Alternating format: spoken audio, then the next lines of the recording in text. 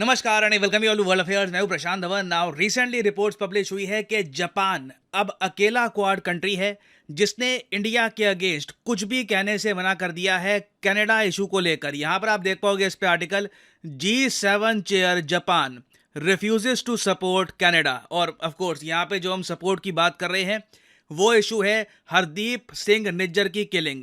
Canada कह रहा है कि इसकी किलिंग में इनके हिसाब से इनके पास कुछ एविडेंस है कि इंडियन एजेंट्स इन्वॉल्व थे। इंडिया ने ये सारे जो आरोप है रिजेक्ट कर दिए हैं। और अब देखो दुनिया भर में ना क्वेश्चन ये है कि बाकी कंट्रीज का क्या रिएक्शन होगा अगर हम क्वाड की बात करें, क्योंकि it's a very important group. इसकी जो इंपॉर्टेंस है बढ़ती जा रही है। और आप देखोगे 2024 के पहले महीने में भारत में एक क्वाड का समिट भी होने वाला है। मोस्ट प्रोबेबली ये क्वाड का समिट होगा 26 जनवरी के बाद। तो क्वाड कंट्रीज में अगर हम देखें तो यूएसए ने हाल ही में काफी इंटरेस्टिंग स्टेटमेंट्स दी हैं। यूएसए का जो मीडिया है उसने ये क्लेम करना स्टार्ट कर दिया कि यूएसए ने ही इनपुट्स शेयर किए थे कनाडा के साथ निज्जर की किलिंग को लेकर। और ये बात वैसे अब कंफर्म कर दी है अमेरिकन एम्बेसडर टू कनाडा ने। इन्होंने ये बात कही है कि फाइव आइज जो ग्रुप है, जिसके बारे में मैं आपको बहुत बार बता चुका हूं, एक इंटेलिजेंस ग्रुप है जहां पर यूएस है, यूके है, उसके अलावा कनाडा, ऑस्ट्रेलिया और न्यूजीलैंड आपको मिलेंगे। ये पांचों देश मिलकर बनते हैं द फाइव आइज। तो फाइव आइज की एक इंटेलिजेंस रिपोर्ट गई थी कनाडा के पास, मगर अगेन यूएस ऑनवॉय ने भी ये बता दिया कि उस रिपोर्ट में ये नहीं लिखा था कि इंडिया डायरेक्टली इन्वॉल्व है या फिर इंडिया की तरफ से किलिंग करी गई है।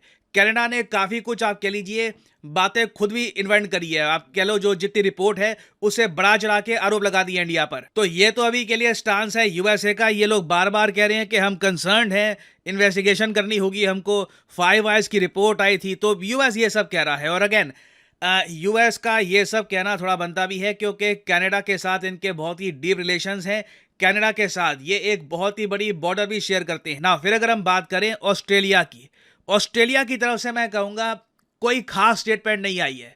वो लोग यही कह रहे हैं हम डीपली कंसर्न्ड हैं इंडिया की इन्वॉल्वमेंट को लेकर, अलेजेड इंडियन इन्वॉल्वमेंट को लेकर कि इंडिया क्या इन्वॉल्व था भी या नहीं था, इन्वेस्टिगेशन होनी चाहिए। इन्होंने भी घूम फिर के बाद यही बोली है। मगर ऑस्ट्रेलिया की स्टेटमेंट के बाद अब क्वेश्चन ये था कि जापान क्या बोलेगा। जापान की स्टेटमेंट बहुत ही ज्यादा इंपॉर्टेंट होने वाली थी, मगर जापान की तरफ से अभी तक ना एक भी ऑफिशियल वर्ड नहीं आया निज्जर की किलिंग को लेकर। ये मैं कहूंगा कि जापान ने जेन्युइन फ्रेंडशिप दिखाई है टुवर्ड्स इंडिया। और आप यहां पर पूछोगे ठीक है जापान ने कुछ नहीं बोला, इससे लॉन्ग टर्म इंपैक्ट क्या पड़ेगा? लॉन्ग टर्म इंपैक्ट पड़ेगा, इसलिए जापान की बात की जा रही है। जापान देखिए इस वक्त G7 का हेड है।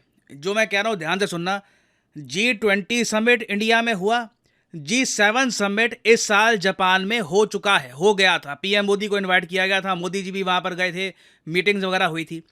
तो अब G7 में भी क्या रहता है, इनका एक तरीका टाइप का बनता है। तो अभी जो 2024 का G7 समिट होगा वो होस्ट करेगा इटली। तो जॉर्जिया मेलोनी ने ऑलरेडी बोल दिया है कि ये काफ़ी एक्साइटेड हैं आने वाले G7 समिट को होस्ट करने के लिए। तो जापान काफ़ी हद तक हेल्प करेगा इटली की आने वाले G7 समिट को ऑर्गेनाइज करने में। और कनाडा की देखिए पूरी कोशिश रहने वाली है कि आने वाले G7 समिट में ना ये निज्जर का इशू उठाएं, ये जो इंडिया पे ये लोग आरोप लगा रहे हैं उसको और अग्रेसिवली यहाँ पर पुश करे। कनाडा अपनी तरफ से पूरी कोशिश करेगा कि इटली में जब इंडिया को इनवाइट किया जाएगा, मेरे हिसाब से बहुत ज़रा अच्छे चांसेस हैं कि जॉर्जिया मेलोनी इंडिया के पीएम को इनवाइट करेगी फॉर G7 समिट। अगर इंडिया को इनवाइट नहीं किया जाता सरप्राइज होगा, बट चांसेस आर कि इंडिया को इनवाइट किया जाएगा। तो उस केस में कनाडा पूरे समिट को खराब ना कर देना, उसके लिए बहुत इंपॉर्टेंट है कि बाकी सब G7 मेंबर्स इस बात को लेकर एग्री करें कि अब ना हम आगे बढ़ते हैं। क्योंकि कनाडा की जो कहानी है ये कुछ आगे प्रोग्रेस कर नहीं रही। निज्जर को मरे हुए 4 महीने हो गए हैं। हम तब से यही सुनते आ रहे हैं कि कोई रिपोर्ट है, कोई इंटेलिजेंस है, बट ग्राउंड लेवल पर कुछ हुआ नहीं है। इंडिया ने भी ऑन रिकॉर्ड कह दिया है कि कुछ हमको सबूत कनाडा ने अभी तक दिखाया नहीं है। और अगर हम G7 मेंबर्स का ही देखें कि इनका स्टांस क्या है इस निज्जर के इशू को लेकर, कनाडा ऑब्वियसली बहुत गुस्सा है, ये लोग बहुत कुछ करने की बातें कर रहे हैं। फ्रांस काम है, फ्रांस की तरफ से कोई रिएक्शन नहीं आया। जर्मनी भी बिल्कुल काम है, नो रिएक्शन। इटली का भी सेम रिएक्शन है। जापान का आपने देख लिया, जयशंकर साहब जापान के विदेश मंत्री से मिले, निज्जर की किलिंग की कोई बातचीत नहीं हुई है। जो इंडियन जर्नलिस्ट हैं उन्होंने भी यह बात नोट करी कि बुलेट ट्रेन पर बात हुई, यूक्रेन पर बात हुई, यूएनएससी रिफॉर्म्स पर बात हुई, इंडो पैसिफिक पर, मगर एक भी बार जापान ने ये नहीं कहा कि हम कंसर्न्ड हैं कि निज्जर के साथ क्या हो गया वगैरह। No statement. आप यूके की तरफ से देखो तो ऑलमोस्ट सेम स्टांस यूके का है। यूके ने तो ये भी कह दिया कि हमारी जो फ्री ट्रेड एग्रीमेंट की बातचीत थी विद इंडिया, इसको हम तोड़ेंगे नहीं। जिस तरीके से कनाडा के साथ इंडिया की एफटीए की बातचीत टूट चुकी है, वैसा हमारे साथ नहीं होने वाला। यूएस आप कह सकते हैं वरिड है, क्योंकि कनाडा इतना ज्यादा रिएक्ट कर रहा है तो यूएस को भी कहीं ना कहीं कुछ ना कुछ बोलना ही होगा। तो यूएस में यही कहूंगा कि अभी आज के समय बैलेंस कर रहा है relations between India and Canada. तो अभी के लिए जो स्थिति है ना, वहां पर जस्टिन ट्रूडो को ज्यादा सपोर्ट मिलने नहीं वाला G7 में। और जापान का जो ये स्टांस है ना, इससे आप देखोगे बाकी जो कंट्रीज हैं, जर्मनी, फ्रांस, इटली, इनको भी एक डायरेक्शन मिलेगी कि अगर जापान खुद को इससे दूर रख रहा है तो हमें इस पर स्टेटमेंट देने की क्या जरूरत है। बाय द वे, ये जो सब कंट्रीज हैं, फ्रांस, जर्मनी, इटली, ये तो एंग्लोस्फीयर का भी पार्ट नहीं है, ये एंग्लो देश भी नहीं है, तो मोस्ट प्रॉब्ली इनकी तरफ से भी कोई स्टेटमेंट नहीं आने वाली। और जैसे जैसे टाइम बीत रहा है, हमने एक बात ये भी देखी है कि पेंटागन, यूएसए की मिलिट्री के जो हेडक्वार्टर्स हैं, उनके जो एक्स ऑफिशियल है, जो पहले वहां पे काम करते थे, अब और जगह काम कर रहे हैं, उन्होंने भी ये बात बोलनी स्टार्ट कर दी है कि निज्जर कोई प्लम्बर नहीं था। ये बात सब लोग जानते हैं। वो क्या कर रहा था, वो पाकिस्तान क्यों गया था, उसकी क्या एक्टिविटीज़ थी, उसके बारे में सबको पता है। इंटरपोल ने उसके बारे में क्या कहा था, इट इज़ वेल नोन। और इन्होंने एक बात ये भी बोल दी कि ये इशू जब लंबा खिंचेगा ना, कनाडा कहेगा कि नहीं आप कुछ करो, यूएस को कुछ करना होगा।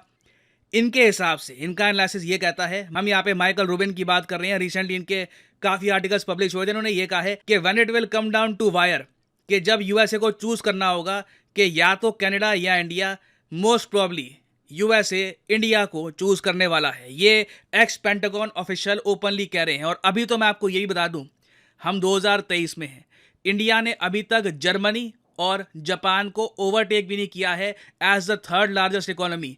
आप 5 साल रुक जाइए, ये जो थोड़े बहुत केसेस है ना, ये भी बिल्कुल होने बंद हो जाएंगे। तो ये इशू देखिए डेड नहीं होने वाला। कनाडा ये इशू बार बार रेस करता रहेगा, क्योंकि इनके पीएम ने बात ही ऐसी कर दी है कि हमारी धरती पे हमारे आदमी को मारा, इंडिया कैसे कर सकता है वगैरह। तो अभी आने वाला जो G7 समिट है, it will be very very interesting. कुछ मेजर डेवलपमेंट्स होती हैं, उससे रिलेटेड मैं आपके लिए अपडेटेड वीडियोस बाद में ले आऊंगा। नाउ फाइनली यहाँ पे मैं आपसे पूछूंगा एक क्वेश्चन ये है कि युद्ध अभ्यास 2023 जो एक मिलिट्री एक्सरसाइज है बिटवीन यूएसए एंड इंडिया, ये इस साल कहां पर होगी। ये है यहाँ पे आपकी ऑप्शंस, महाराष्ट्र, अलास्का, तमिलनाडु या कैलिफोर्निया। कमेंट सेक्शन में करिए उत्तर। सही आंसर मैं आपको नहीं दूंगा, जो लोग सही आंसर करेंगे उनकी कमेंट को मैं हार्ट दे दूंगा, ताकि बाकी लोग समझ पाएं कि सही उत्तर क्या है। और फाइनली यहाँ पर मैं ये भी ऐड कर दूं कि आप किसी भी एग्जाम की तैयारी कर रहे हैं, चाहे एसएससी, यूपीएससी, बैंक, आप परचेज कर सकते हैं अनअकैडमी के क्वालिटी कोर्सेज। कमेंट सेक्शन में जाइए, पिन कमेंट में यहाँ पे आपको मिलेंगे link. For example let's say आपको प्रिपेयर करना है यूपीएससी के एग्जाम के लिए, तो यूपीएससी के लिंक पर यहाँ पर करिए क्लिक, और यहाँ पे आप परचेज कर पाएंगे अनअकैडमी का यूपीएससी कोर्स। बट जो प्राइसेस यहाँ पर लिखे हैं, don't ever pay these prices. Simply यहाँ पर कोड डालिए PD10 and the prices will start falling and you will be able to save a lot of money. So use the code PD10 and save money. और इसी note के साथ ये है video का अंत। Thank you for listening. May the gods watch over you.